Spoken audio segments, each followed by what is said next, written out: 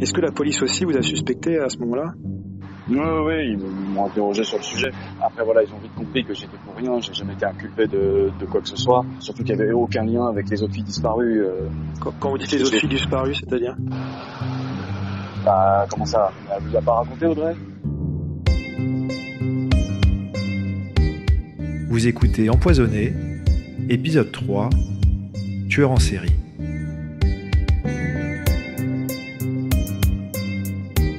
Bonjour à tous, bienvenue dans ce troisième épisode d'Empoisonné. Bonjour Vincent. Bonjour Charlie. J'espère que tu vas bien. Très bien. Très bien. Et ben moi aussi, parce que on a appris qu'il y a de plus en plus d'auditeurs qui écoutent ce podcast. Oui, si on regarde les statistiques du site, ça augmente. Bon, beaucoup dans l'Essonne encore pour le moment, ce qui s'explique par le bouche à oreille, j'imagine, des gens peut-être qui se souvenaient de cette affaire-là. Voilà, et notamment, on le voit aussi dans les mails que vous nous envoyez. Vous êtes plusieurs à venir de l'Essonne et à avoir des souvenirs de cette histoire, donc nous, ça nous conforte dans l'idée que cette histoire a du sens et c'est intéressant de la suivre en fait, de creuser ce sujet, quoi. Oui, ce qui est intéressant aussi, c'est que il y a plusieurs théories qui ressortent, comme on l'avait vu un peu dans le premier épisode. On a des gens qui pensent que c'est un tueur en série, on a une théorie des filles possédées qui est revenue. Oui, de l'exorcisme étrange qui aurait mal tourné.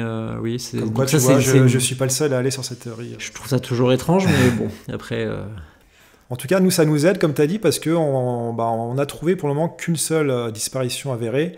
C'est celle de Sidonie Lamé, dont on a parlé dans l'épisode précédent. On n'est pas trouvé, par contre, de suivi à cette affaire, malheureusement. On ne sait pas donc ce qui est arrivé à Sidonie, si elle a été retrouvée, ça, on n'a pas d'infos. Par contre, on a réussi à trouver son blog de l'époque. Oui, qui nous avait amené vers la piste de sa meilleure amie. Qu'on a appelé dans l'épisode précédent, et qui nous a dit qu'elle suspectait... un autre ami en commun qu'elle trouvait très bizarre et qui aurait mal pris le rejet de... Oui, voilà, c'était un amoureux éconduit qui, pour elle, serait responsable de la disparition de Sidonie. Alors, on a quand même voulu l'appeler pour voir sa version des faits.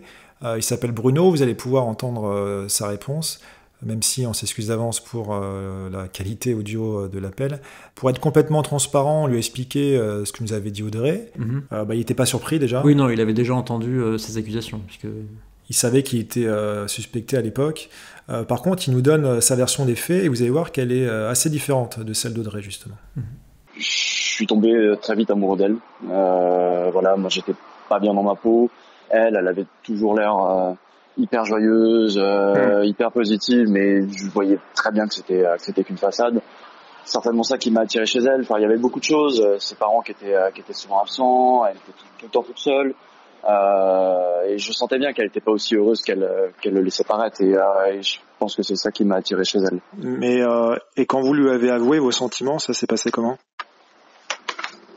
Elle m'a fait comprendre que c'était pas réciproque et du coup ça a été un coup dur pour moi. Enfin j'étais mal, pour moi c'était une évidence, donc ouais, je l'ai mal pris. Après voilà, enfin je veux dire, si c'est pour ça qu'on me suspecte sur sa disparition, je trouve ça un peu violent quand même, parce que moi je l'aimais vraiment, mais vraiment profondément, et jamais il me serait venu à l'idée de lui faire du mal, jamais. Elle faisait partie de moi, quoi, et non, plutôt crever que lui faire le moindre mal. C'est pas possible. Et c'est pour ça que ça a été encore plus dur pour moi qu'on me suspecte, en fait. Et si vous voulez, c'était encore pire, quoi. Ça a été la descente aux enfers pour moi. Déjà, je me faisais jeter par Sidonie. Ensuite, elle disparaît. Ensuite, on m'accuse de l'avoir tuée. Enfin, on me regardait en tout cas comme si je l'avais tuée. Vraiment, je crois que ça a été vraiment une des pires périodes de ma vie. Bon voilà, on comprend déjà que c'était assez dur pour Bruno à l'époque. On se met à sa place, un peu comme il dit, c'est un peu la triple peine. C'est ça. Et on imagine, il était amoureux de cette fille qui le rejette, qui disparaît peu de temps après, et après tout le lycée l'accuse. Bon, c'est compliqué. C'est vrai que cet appel était un peu étrange pour nous. Oui, c'est vrai que ça nous a mis dans une situation un petit peu étrange. On passe d'une enquête assez virtuelle finalement, où on trouve des pistes sur internet sans trop parler aux gens, et là on tombe sur quelqu'un qui est victime de la chose. Ça questionne un peu notre légitimité d'enquêteur amateur. Qu'est-ce qu'on fait dans cette histoire ? Oui, surtout que là, on a le problème de qui croire, parce qu'Audrey nous dit quelque chose dans l'épisode d'avant qu'elle suspecte. Lui, forcément, il nous dit que que ce n'est jamais arrivé. Après, l'enquête semble avoir tranché, puisque si aujourd'hui il n'a pas été inculpé de quoi que ce soit, c'est que des gens avec plus d'informations que nous ont pris une décision. Donc, Oui, c'est ce qui nous confirme, il n'a pas été inculpé du tout. Et d'ailleurs, vous allez voir qu'il nous donne une autre raison qui nous pousse à le croire, qui remet en cause pas mal de choses. Est-ce que la police aussi vous a suspecté à ce moment-là ? Oui, ils m'ont interrogé sur le sujet. Après, voilà, ils ont vite compris que j'étais pour rien, j'ai jamais été inculpé de quoi que ce soit. Surtout qu'il n'y avait aucun lien avec les autres filles disparues. Quand vous dites les autres filles disparues, c'est-à-dire ? Comment ça ? Elle vous a pas raconté, Audrey ? Non. D'accord. En gros, elle raconte ce qui l'arrange, quoi. Alors, à l'époque, en fait, plusieurs lycéennes qui ont disparu, comme Sidonie, à peu près de la même manière. Et les flics le savaient, puisqu'il y a eu une enquête commune. D'accord. Pour laquelle moi j'ai été entendu aussi, et pourtant j'avais rien à voir avec leur disparition. Donc, Parce que en fait, nous, justement, on enquête sur cette rumeur d'une série de disparitions, mais pour nous, c'était juste une rumeur. Là, vous nous confirmez, vous, qu'il y a eu une enquête de police sur des disparitions similaires ? Ah oui, il y a eu une enquête commune sur plusieurs filles d'autres lycées, des lycées où j'étais jamais allé, j'avais jamais même entendu parler. Donc, et c'était apparemment le même type de disparition, c'était à peu près la même manière, quoi. Et vous aviez pas d'explication à l'époque ou même aujourd'hui sur ces disparitions, justement ? Non, j'ai jamais compris.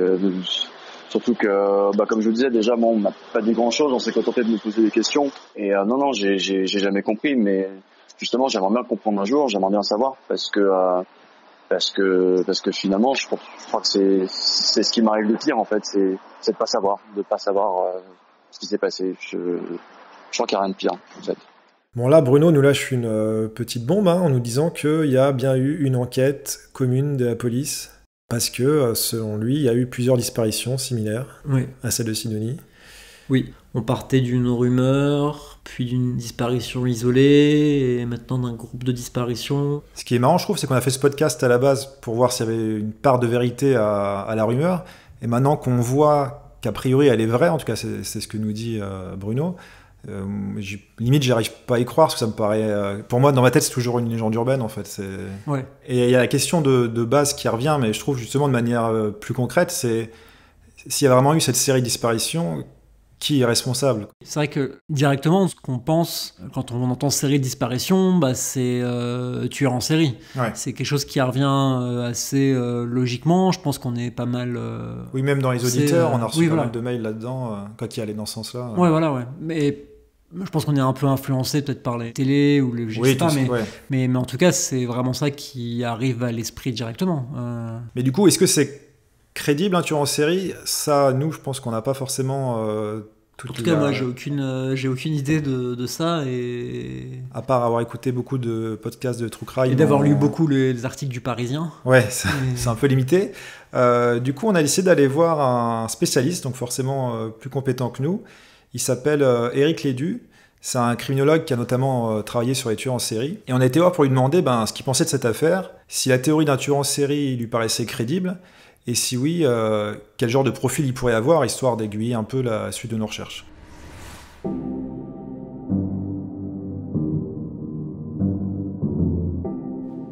Éric Lédu, bonjour. Bonjour. Merci de nous accueillir et de répondre à nos questions. Donc, quand nous vous avons évoqué l'affaire des lycéennes disparues, vous ne sembliez pas la connaître, mais est-ce que cette affaire vous rappelle d'autres histoires, d'autres affaires ? Vous m'avez décrit que les personnes disparues avaient des symptômes, notamment des vomissements, des évanouissements, et en réfléchissant et en faisant le lien avec la période, ça ressemble beaucoup à des effets secondaires des drogues de synthèse. Et au début des années 2000, c'est le début de l'effervescence des drogues de synthèse, notamment dans les boîtes de nuit, et notamment du GHB, qui est plus connu sous le nom de la drogue du violeur. Le principe étant d'administrer à une potentielle victime le GHB sans qu'elle le constate, puisque le GHB a un effet amnésiant sur les victimes.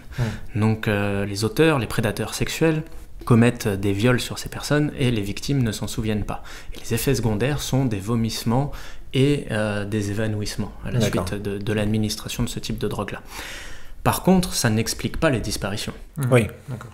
Le seul lien que je pourrais faire entre les disparitions éventuelles et ce que je viens de raconter sur l'émergence des drogues de synthèse, ce serait potentiellement que ces personnes disparues aient été victimes d'un viol par prédation.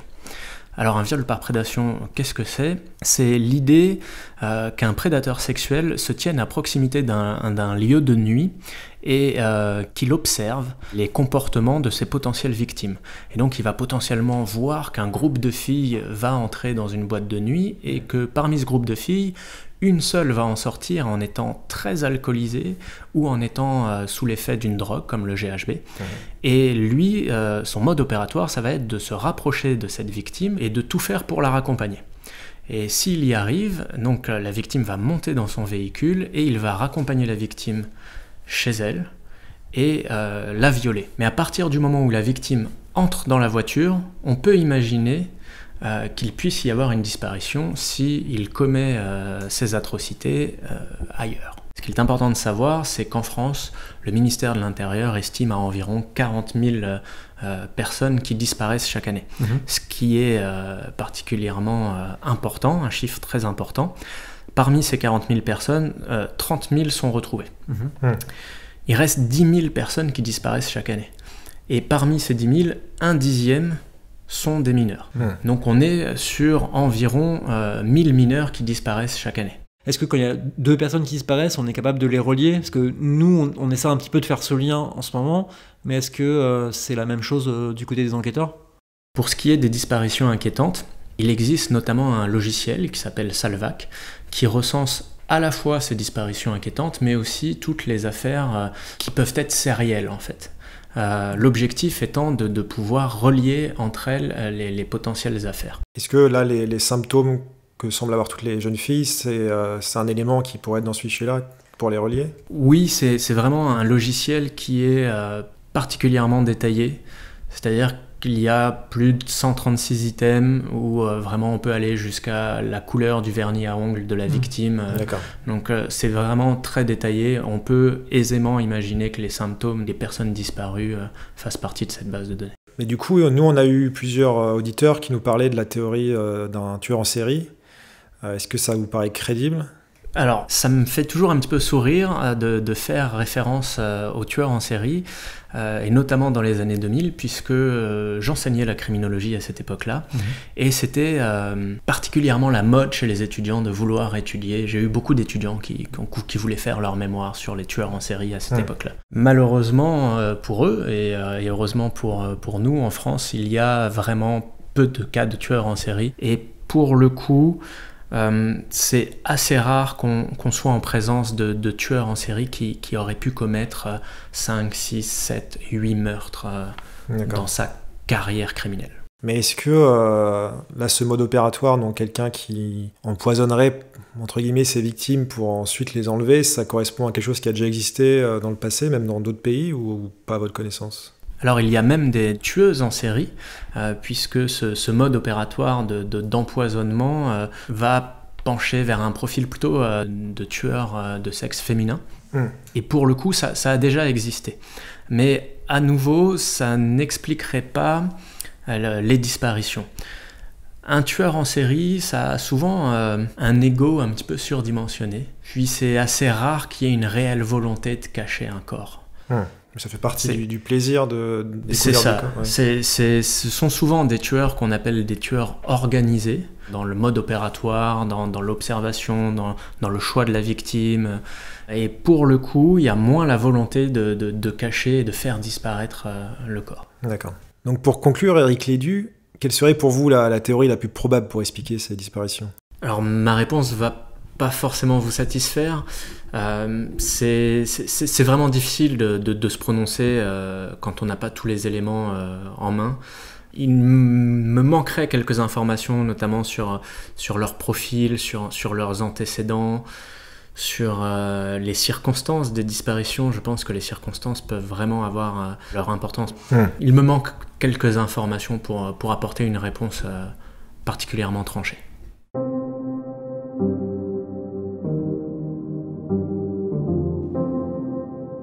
Merci encore à Eric Lédu d'avoir répondu à nos questions. Bon, grâce à lui, on y voit un peu plus clair sur ce qui semble plausible ou non pour expliquer les disparitions. Ou à cause de lui, on peut oublier notre piste du tueur en série. Oui, j'espère à raison, mais oui. En tout cas, ce qu'il nous a dit, ce qui est vrai, c'est que on fait sûrement fausse route à vouloir établir un profil d'un tueur ou d'un coupable, et il vaut mieux se concentrer sur les circonstances, sur la disparition elle-même pour avoir... Ouais, plutôt se concentrer sur les faits, essayer d'en recueillir de plus en plus, plutôt que de partir sur des théories vaseuses, disons. Vaseuses, ouais. C'est ce que j'ai compris dans ce qu'il nous a dit. Non, mais c'est vrai, parce que nous, on s'est un peu intéressé à Sidonie Lamé, mais c'est la seule disparue concrète qu'on a, donc ça suffit pas. Le problème, c'est que le seul lien qu'on a avec cette série de disparitions, c'est Bruno qu'on a entendu au début, qui a été interrogé par la police dessus. Mais lui, il se souvient pas de grand-chose. Ouais, et puis en plus, les enquêteurs lui ont pas forcément donné d'autres détails sur l'enquête, c'est-à-dire que... Oui, parce qu'il était suspect, on le rappelle. Donc, oui, même s'il était témoin, dans tous les cas, ils ont leurs propres infos et ils les partagent pas avec n'importe qui. Mais bon, on l'a quand même, comme c'était notre...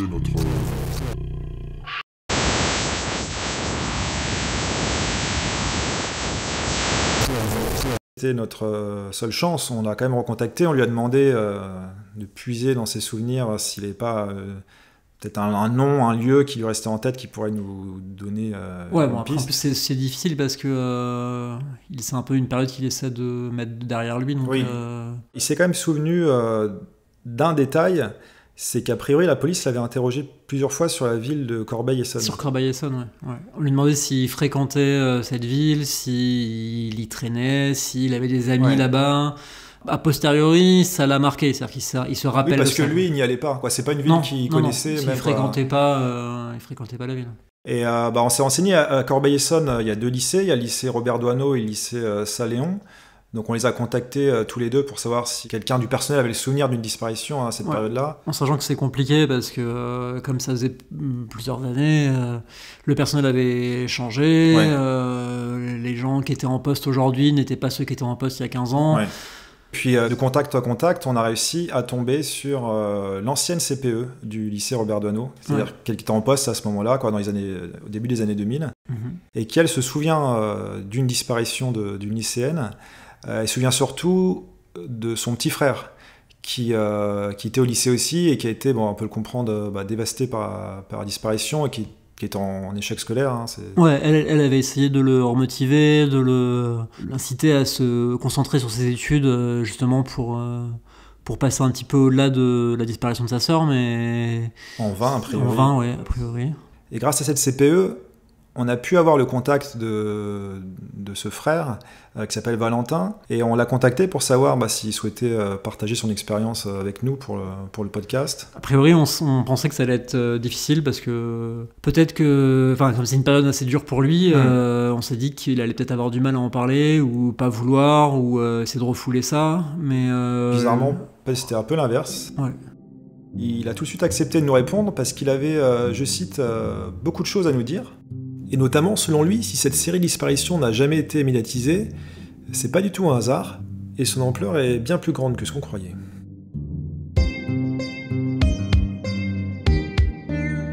C'est la fin de ce 3e épisode d'Empoisonné. Merci de l'avoir écouté. Merci Vincent. Merci. Si vous avez des informations sur l'affaire des lycéennes disparues de l'Essonne, n'hésitez pas à nous contacter via notre site empoisonné.fr ou sur notre groupe Facebook @empoisonné. On vous donne rendez-vous au prochain épisode pour la suite de l'enquête.